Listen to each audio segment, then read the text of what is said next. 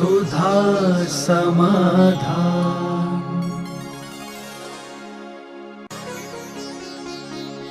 नमोस्तु गुरुदेव। मेरा ऐसा कौन सा पाप का उदय है कि मैं संयम नहीं ले पाती हूँ?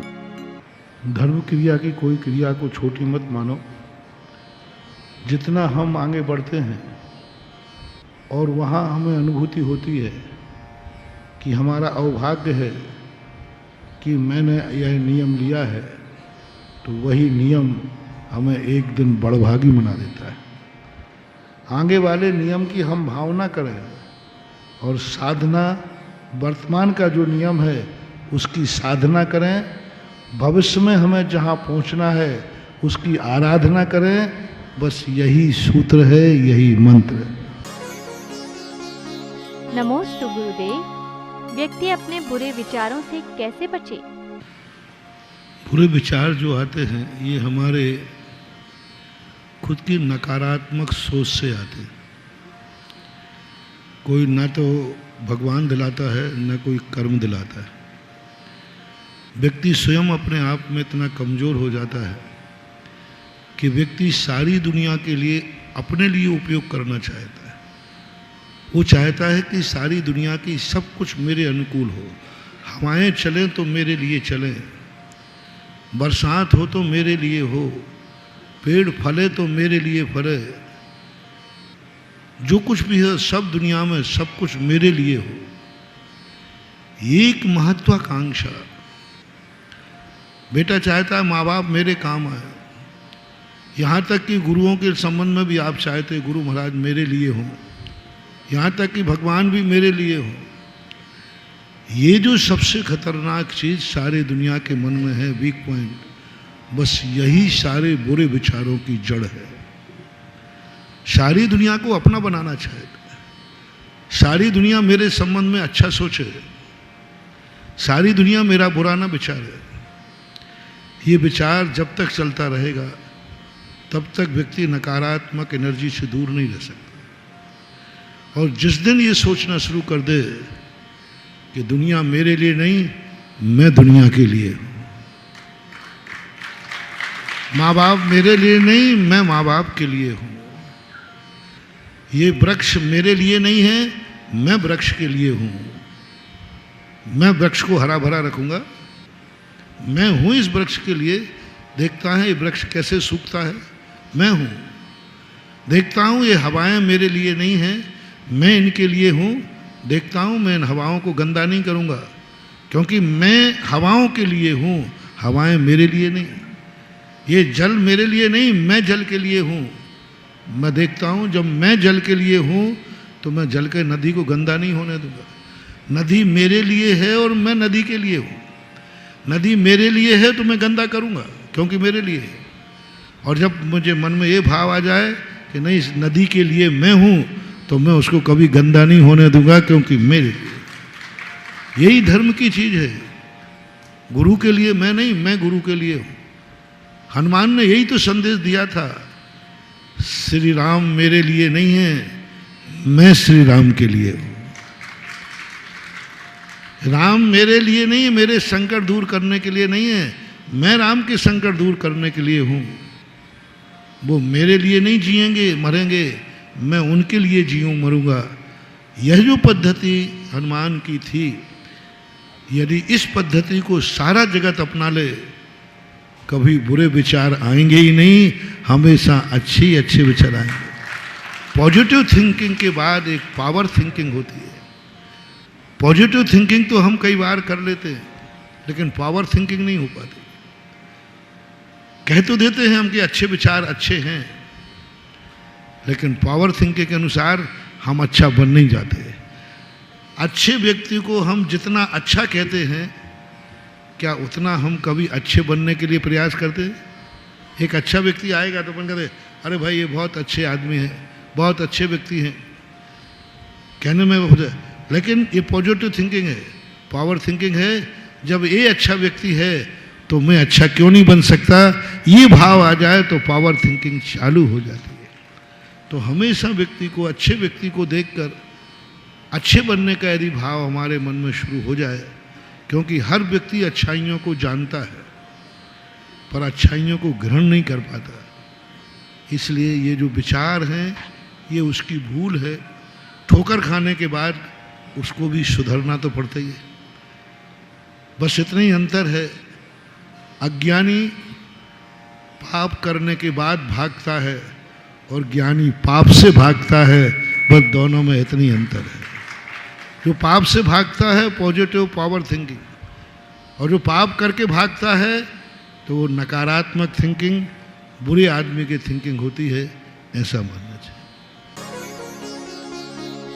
नमोस्तु गुरुदेव। 6 कालों का परिवर्तन कहाँ कहाँ होता है? भर्तैरावत्योर वृद्धि ह्रासौ षट सम्याभ्याम मुशर्पणे व शर्पणेभ्याम। एक सूत्र 2000 वर्ष पहले उमा स्वामी महाराज ने लिखा था। यह सूत्र उन्होंने कहा भरत और ऐरावत जो क्षेत्र हैं इनमें 6 कायों का परिवर्तन होता रहा, 6 कालों का। और ये भारत देश अपना उसी में आता है। और ऐसा ही एक ऐरावत देश और है इस दुनिया में। इन दोनों स्थानों पर इन 6 कालों का परिवर्तन होता रहता है। नमोस्तु गुरुदेव। आजकल जिन मंदिरों में अभिषेक पूजन नहीं होता है तो हम अपने मन की विशुद्धि को कैसे बढ़ाएं? जो आगम के अनुसार हो ही नहीं रहा है, मन को जब वो क्रिया गलत लग रही है तो विशुद्धि बढ़ने का सवाल ही नहीं होता। विशुद्धि तो जब बढ़ती है जब मन में ये भाव आए कि जो कुछ हो रहा है यह सब सही है, सत्य है। जब मन में ग्लानि भाव है तो बराबर विशुद्धि भाव होगा नहीं, होना भी नहीं चाहिए। नमोस्तु गुरुदेव। जैन आगम के अनुसार वर्षा युग कौन सी तिथि से प्रारंभ होकर समापन होता है? तिथियों के अनुसार चलता है, तारीख के अनुसार नहीं। आषाढ़ सुदी चतुर्दशी को चातुर्मास की स्थापना की शुरुआत होती है, क्योंकि उस तिथि के बाद वातावरण में जीवों की उत्पत्ति चालू हो जाती है। आषाढ़ सुदी 14 के बाद पहले इतनी ढंग की हीट होती है, इस ढंग की गर्मी होती है कि जीवों की उत्पत्ति नहीं होती। लेकिन जैसे आषाढ़ सुदी 14 को नक्षत्र एक आता है, वह नक्षत्र जैसे उदय में आता है छोटे छोटे जीवों की उत्पत्ति हो जाती है। अपने आप वो उत्पत्ति होती है।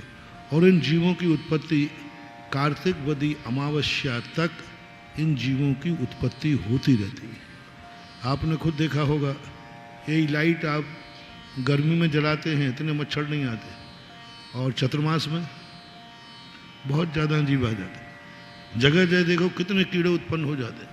इसलिए आषाढ़ सुदी चतुर्दशी से कार्तिक वदी अमावस्या 3.5 माह के बीच का ये काल जीवों की उत्पत्ति का कारण है। इसलिए हम लोग विहार नहीं करते, जिससे उन जीवों की विराधना ना हो, वो अपनी ज़िंदगी जी सकें और हमारे पैरों से उनका नाश ना हो। इसलिए चातुर्मास वर्षा युग होता है। नमोस्तु गुरुदेव।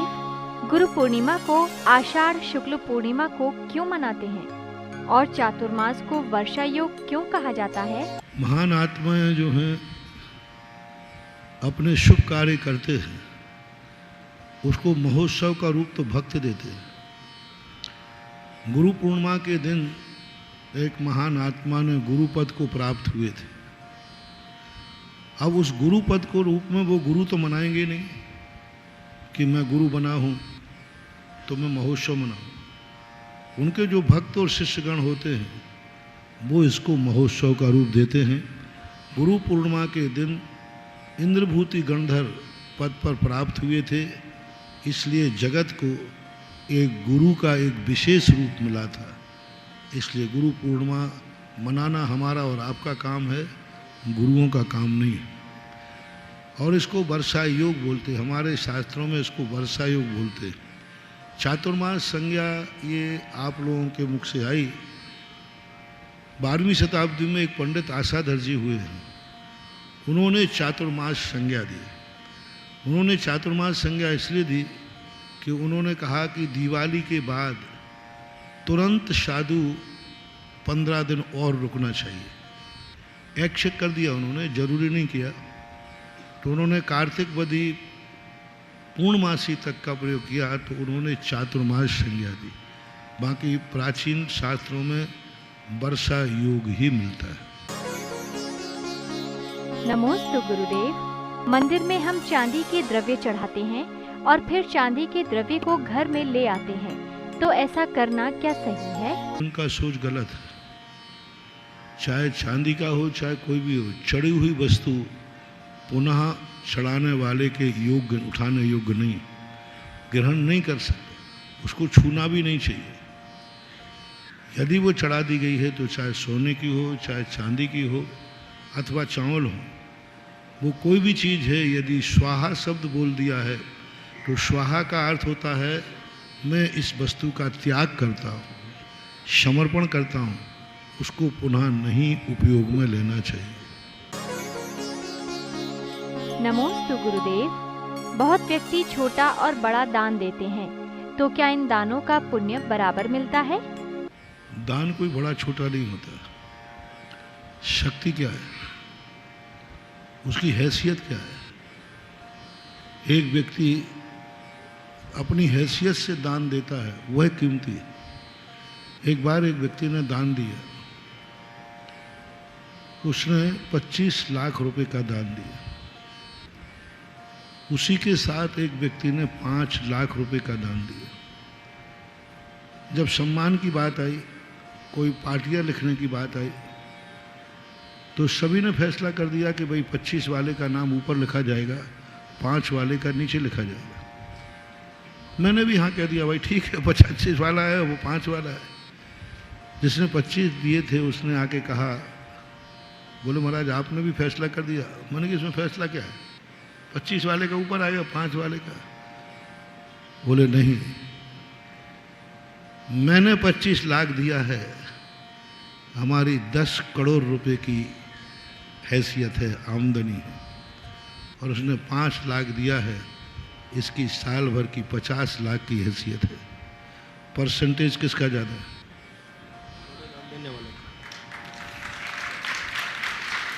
10 करोड़ साल भर में कमाता हूं तब मैंने 25 लाख दिए, कितना परसेंट हुआ भाई?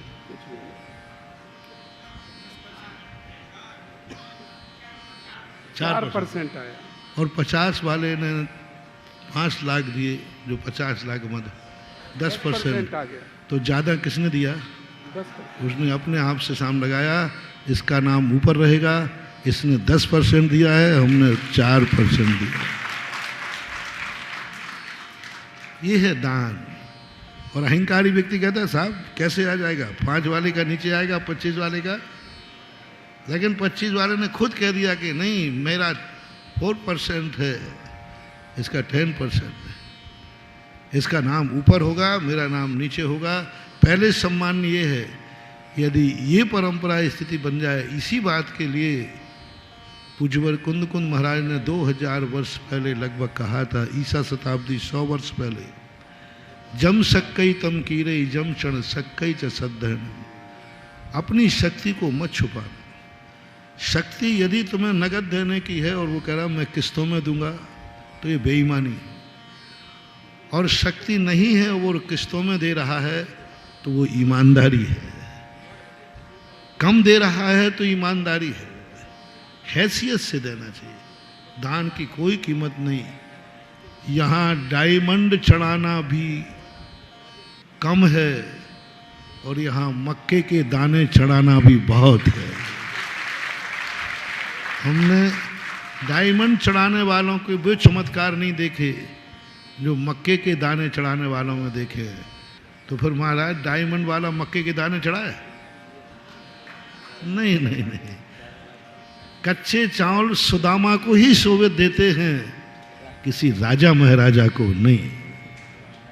सुदामा कच्चे चावल लेकर गया मुट्ठी भर, वो कीमती हो गए। तो अपनी शक्ति के अनुसार ही करना चाहिए। दान कोई छोटा बड़ा नहीं, शक्ति को छुपाना नहीं, शक्ति से अधिक करना नहीं। मैं नीति हमेशा देता हूँ, शक्ति को कभी छुपाना नहीं, शक्ति से ज़्यादा करना नहीं। शक्ति को जो छुपाएगा वो सांप काटेगा, और शक्ति से ज़्यादा करोगे तो बिच्छू काटेगा। अर्थ क्या है इसका मालूम? अर्थ ये है कि जो शक्ति को छुपाता है सांप का काटा सोए। वो जो मूस होता है ना, कंजूस, शक्ति को छुपाता, चुपचाप बैठेगा, बिल्कुल शांत रहेगा। और जो शक्ति से ज्यादा करता है, उसका अर्थ, बिच्छू काटने का अर्थ क्या है? बिच्छू का काटा रोए। शक्ति है नहीं और फिर भी कह रहा मैं ये दान दूंगा, तो बाद में बेटा रोना पड़ेगा। इसलिए दोनों चीजों का एक संबंध। नमोस्तु गुरुदेव। जिस जीव को अनादि अनंत कर्म बंध होता है वह अभव्य, और जिस जीव को अनादि शांत कर्म बंध होता है क्या वह भव्य जीव होगा? सैद्धांतिक परिभाषा में अनादि अनंत कभी बंद होता ही नहीं। बंद हमेशा सादी शांत होता है, क्योंकि 70 कोड़ा कोड़ी से अधिक बंद होता ही नहीं। इसलिए अनादि अनंत नाम का कोई बंध नहीं है। हाँ, अनादि अनंत नाम के लिए वो श्रृंखलावत बंद करता है, वो कभी मिथ्यात से निकलेगा नहीं। अभी मिथ्यात बांधा, वो निर्जरा को प्राप्त हो जाएगा, नया बन जाएगा, नया बन जाएगा। नए नए कर्मों की अपेक्षा से एक जीव अनादि अनंत काल तक संसार में रहता है। कर्मबंध को हटा दीजिए, जीव में लगा दीजिए। एक जीव वो है जो अनादि अनंत रूप से संसार में रहते हैं। एक वो हैं जो अनादि शांत रहते हैं, एक वो हैं जो सादी शांत रहते हैं, एक वो हैं जो सादी अनंत रहते हैं। दुनिया में 4 प्रकार के जीव हैं। अनादि अनंत जीव कहलाते हैं अभव्य, दूरान दूर भव्य। और अनादि शांत वो कहलाते हैं जो अनादि काल से तो मिथ्या दृष्टि थे, लेकिन सम्यक दर्शन प्राप्त कर लिया, लेकिन वो सम्यक दर्शन एक अंतर्मुहूर्त रहा, छूट गया। और एक होते हैं शादी शांत। शादी शांत का अर्थ प्राप्त तो कर लेते हैं, लेकिन वह ज़्यादा जाकर के टिक नहीं पाते। और एक अनादि शांत जिनकी बात हमने कही थी, जो अनादि काल से तो मिथ्या दृष्टि थे, लेकिन आगे के लिए उन्होंने मोक्ष प्राप्त कर लिया और अपने आप को शांत के रूप। और एक है सादी अनंत, कि एक बार कर्मों का नाश किया छायक रूप से, उनको कभी भी वे कर्म अब बंद द्वारा नहीं होगा।